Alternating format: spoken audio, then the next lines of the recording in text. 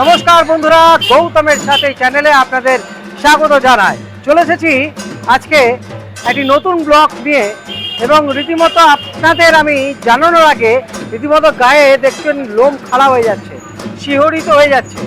আজকে এই রানীগঞ্জ এই এমজি রোড বড়বাজার, তখন এই রোড দেখছেন কিছুই ছিল না। একটা সময় জোর ছিল এখানে এবং শ্মশান ছিল, যেটা বড় কালী আপনার কালী মন্দির, সেখানে শ্মশান ছিল এক সময়। এবং এই জোরের রাস্তায় আজ থেকে প্রায় 400-450 আনুমানিক 450 বছর আগে এক ঘটনা আপনাদের সামনে তুলে ধরব। আজ মা মনসা পূজা এবং দেশের বিভিন্ন প্রান্তে মা মনসার পূজা চলছে এবং আমাদের রানীগঞ্জে আজ থেকে এই যে 450 আনুমানিক 450 বছর ধরে মায়ের পুজো হয়ে আসছে এবং এই মাকে আপনারা ডাকলেই মায়ের ছাড়া পাবেন। এবং আপনাদের আমি জানি রাখি, স্বপ্নাদেশে মা এখানে এসেছেন। আসুন আপনাদের সাথে এই মায়ের আমি দর্শন করাই। মা একটা সময়ে এখানে এই লাহা পরিবারের এই যে পুজো হয়ে আসছে আজ থেকে বহু বছর আগে, দেখতে পাচ্ছেন এই লাহাবাড়ির পুজো। মাকে দেখুন, রীতিমতো মা যেন সত্যিকারের জাগ্রত মা যেন দাঁড়িয়ে আছেন এবং ভক্তের সাড়া পর্যন্ত দেন। আমরা পুরো দিনের কথায় ফিরে আসব, কি কারণে মা এখানে এসেছিলেন এবং মা স্বপ্নে কি বলেছিলেন, সব কিছুই। এবং এত ভক্তের সমাগম, এখন জাস্ট এই পুজো শুরু হবে, তার আগে দেখুন এই ভক্তরা কিন্তু এখানে সবাই কিন্তু হাত জোর করে মায়ের কাছে কামনা করছেন। এখানে আমি আরো কয়েকজনের সঙ্গে কথা বলে নেব। প্রথমেই, আপনি কোথা থেকে আসছেন? আমি এই রানীগঞ্জে লাগানোর ভাই। আপনি তো ভালো বলতে পারেন মায়ের যে লীলা। মায়ের অনেক লীলা, মায়ের অসহ্য লীলা, মায়ের তুলনা নাই। আমি আজ 3 বছর বিছানায় পড়েছিলাম, কোনো ডাক্তার 4-5টা ডাক্তার দেখেছি, কেউ বলে মায়ের একটা ফুলে আমি ভালো হয়েছি। তারপর আমার স্বামীর চাকরি হয়, আমার বংশ হয়, ঘর দুয়ার পরিপূর্ণ মায়ের কৃপায়। এবং আরেকটা কথা বলে রাখি, যতদূর যা শুনেছি, এই যে যজ্ঞের কলা যার সন্তান হচ্ছে না, এই যজ্ঞের কলা যদি খাওয়ানো হয় তার সন্তান অবধারিত হবেই হবে। এবং আরো বিভিন্ন রকমের এই যে এখানে, হ্যাঁ বলুন। দুধ কলা খেয়েও হয় মায়ের, যে বিশ্বাস করে মায়ের দুধ কলা খায়, যার বংশ নাই বংশ হয়, মেয়ে হলে মেয়ে হলে, ছেলে হলে ছেলে। মায়ের সব কিছুই, মায়ের একটা ফুল দিলেই কাজ। এবং রীতিমতো এখানে যদি মায়ের কোনো অসুবিধা হয় কিংবা কোনো ভক্তে যদি এখানে অঝরে তিনি কান্নায় মাকে স্নান করান চোখের জলে, মা তখনই জাগ্রত হয়ে এখানে ভরণ আসে।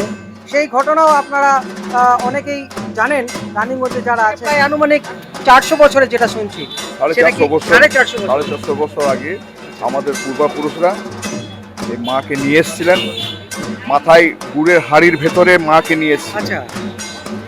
আর এই রানীগঞ্জে এই জায়গাটা যেটা আছে কালী মন্দিরের পাশ দিয়ে একটা জোড় বয়ে যেত। আমাদের পূর্বপুরুষরা সব গুড়ের ব্যবসা করতো। আমরা মোদক তো গুড়ের ব্যবসা করতো, তো গুড়ের ব্যবসার জন্য বাঁকুড়ার থেকে আমার পূর্বপুরুষ উনি আসতেন এবং তারপরে আবার 7-6 দিন থাকার পর আবার চলে যেতেন। উনি কি করতেন কি, ওই গুড় নিয়ে আসতেন বাঁকুড়ার থেকে, এইখানে পটলা করে সেই যারা শ্মশানবাসী থাকতো, এটা শ্মশান ছিল, বড় মায়ের মন্দিরটা একদম শ্মশান ছিল। সেই শ্মশানে ওই পণ্ডিত মশাই অন্ডাল থেকে আসতেন আর আমাদের পূর্বপুরুষ উনি বাঁকুড়ার থেকে আসতেন। এইরকম আসা যাওয়া করতে করতে মায়ের একদিন হঠাৎ দর্শন পাই মধ্যেখানে কোনো জায়গায়, আমরা জানি না ঠিক অনুমান কোন জায়গায়, মায়ের দর্শন পাই এবং মা বলে যে আমি তোমার সঙ্গে যাব। তখন মাকে বলেন যে আমার তো নিয়ে যাবার মতন তোমার সামর্থ্য নাই, আর তুমি মানে এই রূপে তো আমি নিয়ে যাব না। তখন উনি গুড়ের হাড়ির ভেতরে ঢুকে উনি এসেছিলেন মা মনসা হয়ে, সর্প হয়ে। আচ্ছা। উনি হাড়ির ভিতরে ঢুকে এখানে এসেছিলেন, তার সেই থেকে আমাদের প্রতিষ্ঠিত। আমি আরেকটা ঘটনা সঙ্গত শুনেছি, এখানে মায়ের যে কাঠামো, ওখানে কিন্তু একটা দুটো এখন অব্দি সাপ থাকে। আছে মানে বিসর্জনের দিনে 1-2 দেখতে পাবেন এখানে। আর তারপরে আমাদের এইখানে যেগুলো ছেলে মেয়ে বা ইয়ে সব মাই আচ্ছা আপদে বিপদে মাই দেখছে। আচ্ছা। যখন যেরকম কন্ডিশনে অবস্থা থাকে মাই ঠিক করে। আর মাই তখন জাগ্রত হয়ে যান, মা হ্যাঁ। সামনাসামনি একদম মানে ভরণ আসে মায়ের, এই ব্যাপারটা। মায়ের ভরণ আছে তো আমরা এই মায়ের পুজো খুব ধুমধামের সহিত করি, মানে পুরো লাহা পরিবারই করে এটা, আমরা একলা করি না, এটা পুরো লাহা পুজোটা কিভাবে হয়? পুজোটা আজকে সকালে এই আজকে এখন বাড়ি আসবে, বাড়ি আসার পরে আমাদের ওই ধুনা চাপানো হয়, আচ্ছা ধুনা চাপাবে, ধুনা চাপানোর পরে মায়ের পুজো আরম্ভ হয়ে যাবে, পুজো করার পর তারপরে আজকে যে যা প্রসাদ নিয়ে সব বাড়ি যাব, আমরা মোটামুটি একটা দেড়টা বেজে যায় বাড়ি যাব।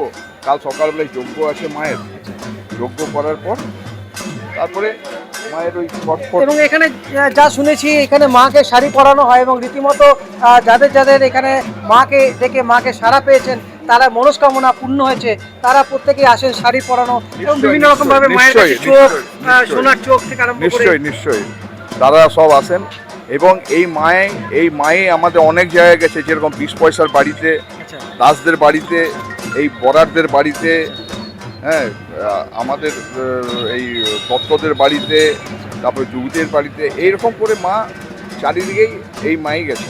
আচ্ছা, মানে মা যে আছেন এটা প্রমাণ দেন মা। এবং নিশ্চয়ই, মাকে ডাকলে- একদম নিশ্চয়ই। এইখানে না এসে পুজো না দিলে, মানে মায়ের দর্শন না করলে সে বুঝতে পারবে না মায়ের লীলা। মা এবং আমাদের এই পুজোর পরে সাংস্কৃতিক অনুষ্ঠান আপনারা করে থাকেন।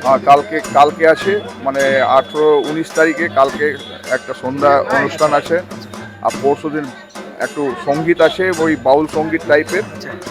এবং যারা দূর দূরান্ত থেকে গৌতমের সাথে চ্যানেলটি দেখেন, বহু দূর দূরান্ত থেকেও কেউ যদি আসতে চায়, এবং সেখানে কি মায়ের কাঠামো কোথায় থাকে, মায়ের কাঠামো কি মাকে দেখতে পাওয়া যাবে?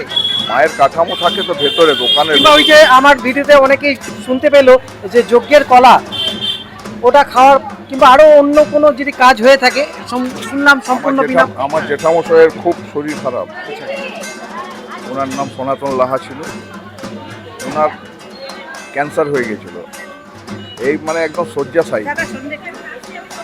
তো মায়ের ভরণ আসে, ভরণ মানে বুঝতে পারছেন তো, ভরণ আসে, সেই টাইমে বলে যে সোনাকে, যার ভরণ আসে তার মানে ভাসুর হচ্ছে সনাতন লাহা। সে বলে যে যা সোনাকে, ডাক্তাররা জবাব দিয়ে দিয়েছিল, তো যা সোনাকে ডেকে লিয়ে আয়। হাসুরকে কোনোদিন নাম ধরে কেউ ডাকে না, কিন্তু হাসুরকে নাম ধরে ডাকলো, যা সোনাকে ডেকে লিয়ে আয়। হ্যাঁ, সনাতন লাহাকে আমরা সব নিয়ে এলাম, নিয়ে এসে ওই মায়ের যেটা নির্দেশ দিলেন, সেই দুধ আর কলা খাইয়ে নাকি সেটা, হ্যাঁ একটু লেগেছিল, সেটাই খাই পরে আবার 3 দিন ঘুমালো। আমাদের ভয়ে জীবন আটপটু করছিল বলে সেই জন্য আমরা কোনো বলতে পারবো না, মাকে ধারণা করে ওই পরে গিয়েছিল অজগর সাপ, বড় সাপ, এইখানে মায়ের থান থেকে ওই ঘরে গিয়েছিল। এবং মানে বাকায়দা 3 দিন ঘুমানোর পর আমার জেঠামশাই কমসে কম না করে 20 বছর বেঁচে ছিলেন, 20 বছর বেঁচে ছিলেন ওই ক্যান্সার ইয়েতেই। ক্যান্সার। আচ্ছা, তোর বৌদির কেমন? বৌদি যোগ্য কলা খেয়ে এই করে ভালো হয়ে গেছে। ঠাকুর ডাক্তারখানায় যেতে হয়নি, মিশনে অপারেশনও করতে হয়নি, ভালো হয়ে গেছে। তো বন্ধুরা, শুনলাম আমরা বিদ্যুৎদাকে এত তাড়াতাড়ি ছাড়ো না। বিদ্যুৎদা আপনারা সবাই জানেন যে উনি ভক্তিগীতিতে রানীগঞ্জে এই শিল্পাঞ্চল যথেষ্ট সুনাম অর্জন করেছেন, এবং একটুখানি এক কলি মায়ের যদি কোনো গান আমরা এক কলি, মায়ের গান কালকে এক সব কলি সময়, এখানে যারা শুনছেন এক কলি আপনারা। জয় জয় মা মনসা, জয় বিশ্ব হরি গো, বন্দনা করি মাগো মা মনসার চরণে, জয় জয় মা মনসা। তো সত্যিকারের এই মুহূর্তে আরেকজন রয়েছে ক্যামেরা এতক্ষণ যিনি করছিলেন, গৌতম লাহা, আরেকজন সঙ্গীত শিল্পী। আর এক কলি যদি ঠাকুরের গান হোক। জয় মা মনসা। মাগো চিন্ময়ী রূপ ধরে আয়, মাগো চিন্ময়ী রূপ ধরে আয়, মৃন্ময়ী রূপ তোর বুঝি শ্রী মনসাতায়, দুর্গতি কাটিল না। চিন্ময় রূপ ধরে আয়। ধন্যবাদ। তো বন্ধুরা, আপনারা দেখলেন এতক্ষণ গৌতমের সাথে আপনাদের এই যে মায়ের লীলা, মাকে আপনারা এখান থেকেই ডাকতে পারেন, মা কিন্তু সাড়া দেবেন।